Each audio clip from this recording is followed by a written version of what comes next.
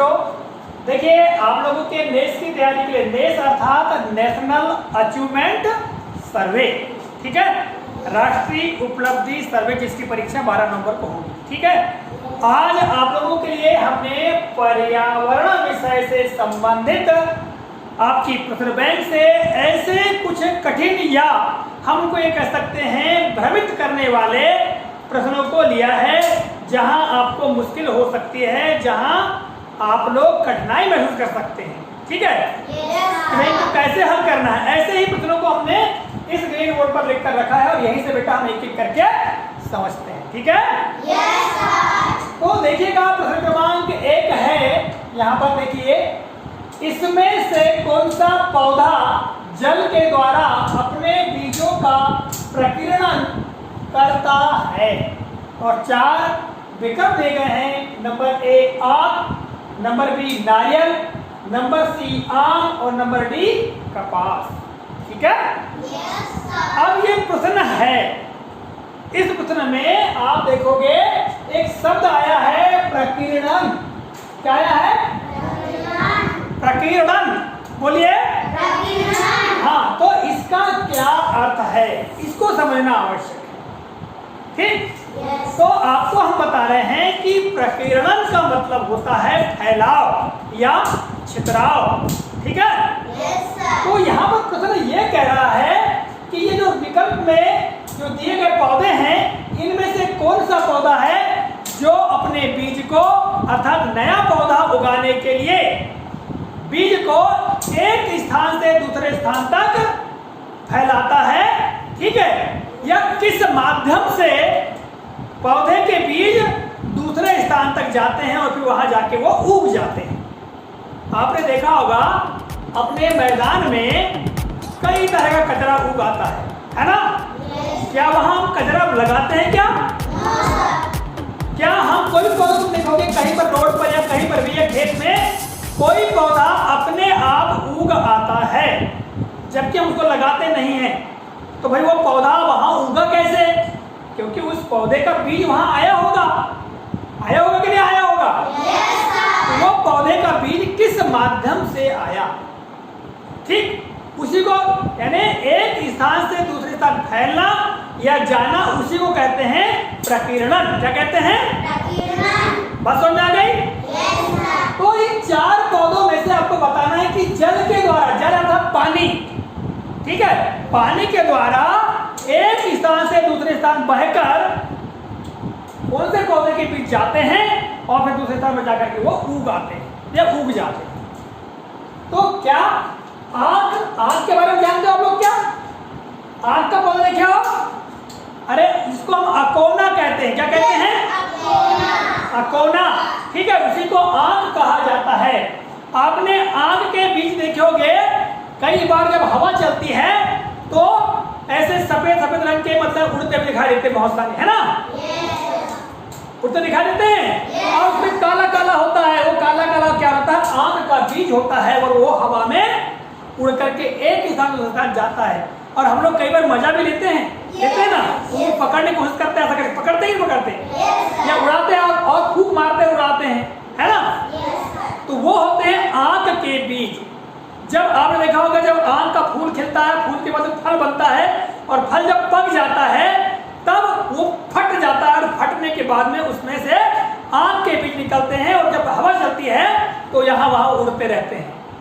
तो रही बात आग की, तो आग के बीज तो जल की तरफ फैलते नहीं है, काय की तरफ फैलते हैं? अरे आग के बीज अभी हमने क्या बताया, वो हवा के द्वारा उड़ जाते हैं और उड़ करके एक स्थान से दूसरे स्थान चले जाते हैं। तो आग के बीज काय के द्वारा फैलते हैं? काय के द्वारा? हवा के द्वारा फैलते हैं, जल के द्वारा नहीं फैलते।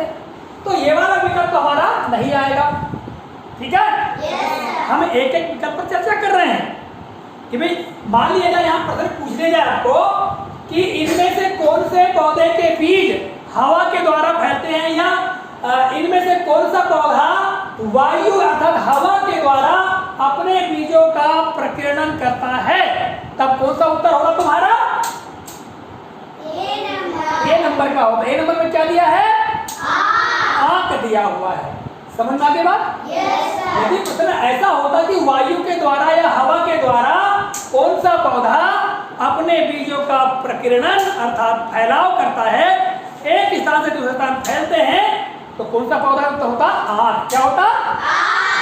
किंतु यहाँ जल के द्वारा कह रहा है, इसलिए आँख नहीं आएगा। अब हम बात करते हैं नारियल की। नारियल आपने देखे हो? हमारे आजकल घरों में भी कई लोग उगा लेते हैं, है ना? परंतु बेटा ये विशेष तौर से नारियल का जो पेड़ होता है वो समुद्रों के किनारे होता है। समुद्री बीच जो होते हैं ना, इन्हें समुद्री किनारा, वहां पर विशेष तौर से नारियल के पेड़ पाए जाते हैं। अब आप अंदाज लगा सकते हो कि हमारा उत्तर कौन सा होगा। बस जब समुद्र के किनारे उगते हैं, ठीक है, और समुद्र में क्या होता है? पानी होता है। जब समुद्र के किनारे उगते हैं तो उनके बीज जब पक करके, नारियल के बीज पक करके कहाँ गिरते होंगे? समुद्र में, या समुद्र किनारे, या मान लो किनारे भी गिर गए तो वहां का पानी आता होगा, समुद्र का पानी लहर मारते हुए, क्योंकि बड़ी ऊंची ऊंची लहरें चलती कई बार है, और लहरें जब हिलोर मारते हुए आती होंगी और वो नारियल के बीजों को अर्थात नारियल के फल को उठा करके अपने अंदर ले जाते हुए समुद्र अपने अंदर ले जाता होगा, और फिर क्या करता होगा? फिर से वो लहर आती होगी और किसी दूसरे स्थान पर उन बीजों को फेंक देती होगी, और वो बीज वहां से उठ करके दूसरे स्थान पर उग आते होंगे, है ना?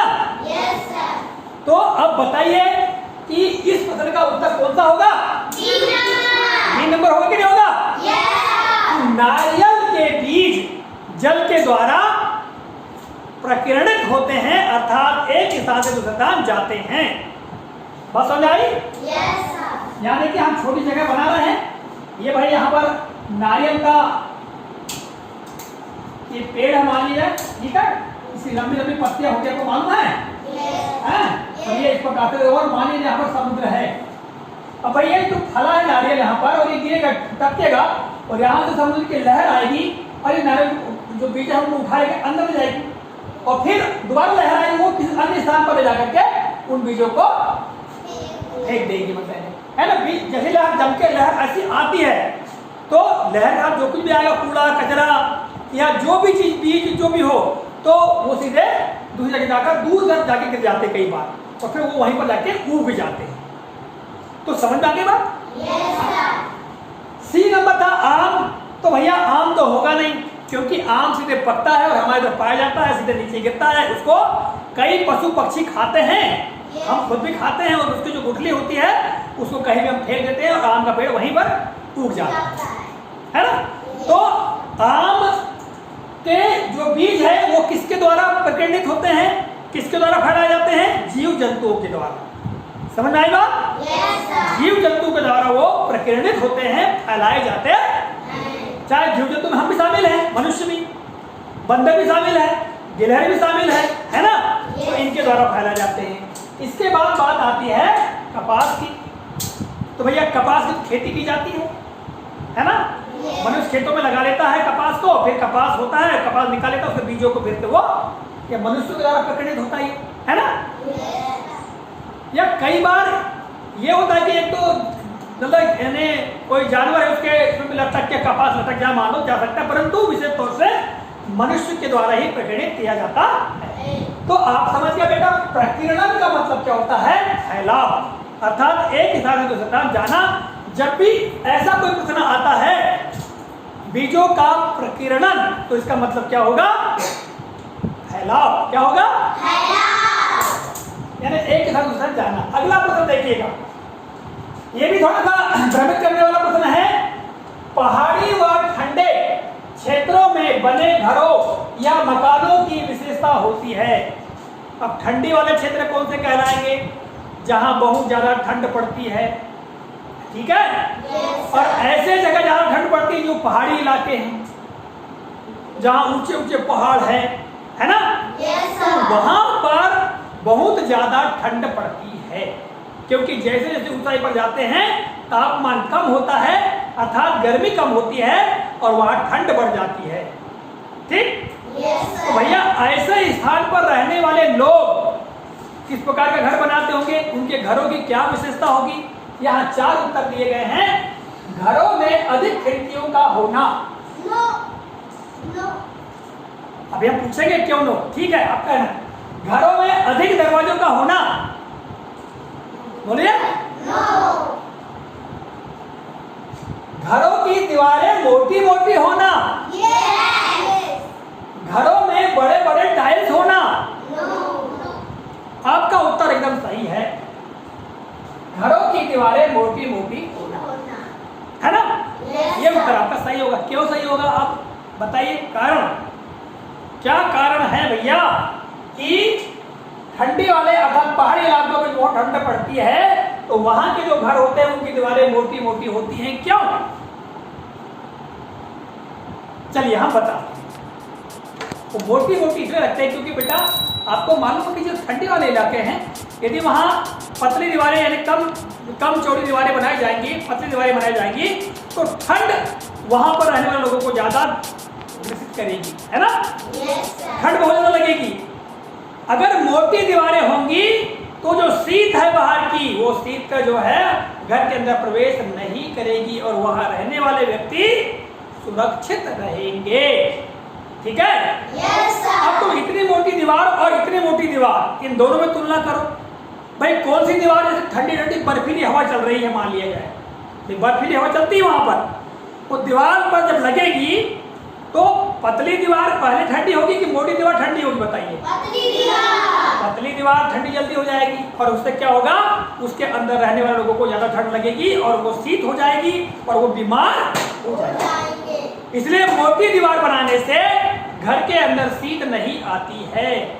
पहला विकल्प क्या था, घरों में अधिक खिड़कियां होना। यदि पहाड़ी इलाकों में जहां ठंड बहुत अधिक पड़ती है वहां खिड़कियां अधिक होगी तो उससे क्या होगा, बहुत ज्यादा हवा आएगी अंदर, बर्फीली हवाएं आएंगी और उसके अंदर रहने वाले लोगों को बीमार कर देगी, इसलिए वह विकल्प नहीं आएगा। दूसरा, घरों में अधिक दरवाजे होना। यदि पहाड़ी इलाकों में अधिक दरवाजे रखेंगे तो वही बात, जो खिड़कियों में जो बर्फीली हवा अंदर आ जाएगी उसी दरवाजों से भी आएगी, है ना। और घरों में बड़े बड़े टाइल्स होना। तो भाई टाइल्स दो तरह से, एक तो छत के ऊपर लगाए जाते हैं और दूसरे जमीन में बिछाए जाते हैं। ठीक, तो बड़े बड़े टाइल्स लगाने से कोई मतलब नहीं है ना। यदि छत में टाइल्स लगा रहा है जिनको हम खपरेल कहते हैं तो उससे बहुत ज्यादा हवा आएगी, बर्फीली हवाएं अंदर आएगी, है ना। वो भी नहीं आएगा और जमीन फर्श पे लगाएंगे उससे भी कोई ताल्लुक नहीं है। तो हमारा उत्तर क्या होगा बेटा, घरों की दीवारें मोटी मोटी होना। चलिए आगे बढ़ते हैं और देखिएगा अगला प्रश्न, 3-3 जमीन। समझ में आ रही बात? 3-3 जमीन का अर्थ ऐसी जमीन से है जिस पर, आपने कभी सुने हो क्या 3-3 जमीन? बोलो सब याद हो, सुने हो? नहीं सुने ना? तो भैया ये प्रश्न भी हमको भ्रमित करने वाला है कि 3-3 जमीन क्या होती है। तो आज हम आपको बताएंगे कि 3-3 जमीन क्या होती है। ठीक है। अब यहाँ पर विकल्प दिए गए हैं भैया। ए, 3-3 रखे जा सके, यानी ऐसी जमीन जिस पर 3-3 रखे जा सके। बी, 3-3 बीज बोए जा सके, 3-3 बीज बोए जा सके। और आगे है सी, 3-3 लगाए जा सके। और 14 है 3-3 पर जमीन रखी जा सके। तो बच्चों सुनिए, 3-3 का मतलब होता है जो कनस्तर होते कि नहीं, कनस्तर देखे हो? अरे डिब्बे एक प्रकार के, यानी 3-3 जमीन का आशा यह है कि ऐसी जमीन जिसमें 3 कनस्तर फुल भरे हुए बीज, यानी तीनों टीन में, टिन तो जानते हो डब्बा एक प्रकार का है, उसमें भरे हुए कुल बीज, उनको यदि जिस जमीन में बोया जाए या जितनी जमीन में उनको हम बो सके। मान लीजिए हमारे पास में 3-3 है, ठीक है, 3-3 रखे हुए हैं, उनमें पूरे फुल बीज भरे हुए हैं और उन बीजों को हम खेत में बोएंगे और जितने खेत में हम बो सकेंगे उतनी पूरी जमीन 3-3 जमीन कहलाएगी। ये अपने भारत देश में बेटा अलग अलग इलाकों में अलग अलग बात बोली जाती है। हमारे इधर हम बोलते हैं कुड़ो। क्या बोलते हैं? कुड़ो जानते हो ना? एक कुड़ो कुड़ो जमीन, 2 कुड़ो जमीन, 3 कुड़ो जमीन, सुने हो? तो कुड़ो का मतलब एक ऐसा गोल टाइप का एक बर्तन होता है ना? और उसके भर बीज हम जितनी जमीन में लगाते हैं वो 1 कुड़ो जमीन, जितने कुड़ो लगेगा उतने कुड़ो जमीन कहलाएगी। उसी प्रकार कुछ इलाकों में टीन चलता है। क्या चलता है? टीन। तो उत्तर हमारा क्या होगा बेटा? 3 बीज बोए जा सके उस जमीन को कहेंगे 3 जमीन। बात समझ आ गई? जैसे हमने आपको बताया कि 2 कुड़ो जमीन, 5 कुड़ो जमीन, 10 कुड़ो जमीन, ये हमारे इधर चलता है। हाँ, तो वही है 3 जमीन, मतलब जिसमें 3 भरे हुए जो टीन के डिब्बे हैं जिसमें बीज भरा हुआ है ना, वो टीन में भरे हुए बीज जितनी जमीन बोई जा सके वो पूरी जमीन का कहलाएगा 3 जमीन कहलाएगी, जैसा कि हम 3 कुड़ो जमीन कहते हैं। ठीक है? हाँ, आगे चलिए, आगे चलते हैं। ये देखो एक बड़ा महत्वपूर्ण प्रश्न है और ये बच्चों को नहीं बनेगा, हमको पता है। क्यों नहीं बनेगा? क्योंकि भैया ये प्रश्न ऐसा प्रश्न है जो शतरंज खेल से संबंधित है। अभी हम एक आध पीरियड में आपको पूरे शतरंज के खेल के बारे में बताएंगे। ठीक है? कि शतरंज के खेल में कौन कौन से मोहरे होते हैं, उसको कैसा खेलते हैं, कौन सा कितने घर चलता है। ठीक है?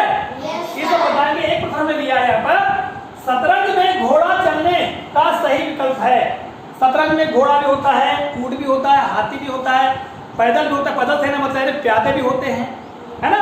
तो देखो शतरंज के खेल में सबसे मुख्य होता है राजा। क्या होता है? राजा। दूसरे नंबर पे आता है वजीर। क्या आता है? वजीर यानी कुल मिला के सेना नायक पूरा। ठीक। तीसरे क्रम पे आता है घोड़ा, चौथे क्रम पे आता है हाथी, पांचवें क्रम पे आता है ऊंट और छठवें क्रम पे आते हैं पैदल सेना या प्यादे। ठीक है? सबके चलने का अलग अलग होता है। तो देखो हमने आप चित्र बनाया है, ये प्यादा है, ये है घोड़ा, ये है हाथी और ये है ऊंट। ठीक है?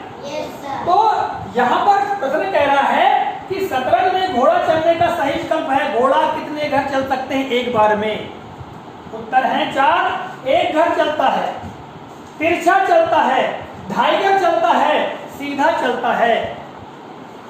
कभी शतरंज के बारे में तुमको पता ही नहीं है, तो जब हम एक पीरियड में बताएंगे आपको इसके बारे में।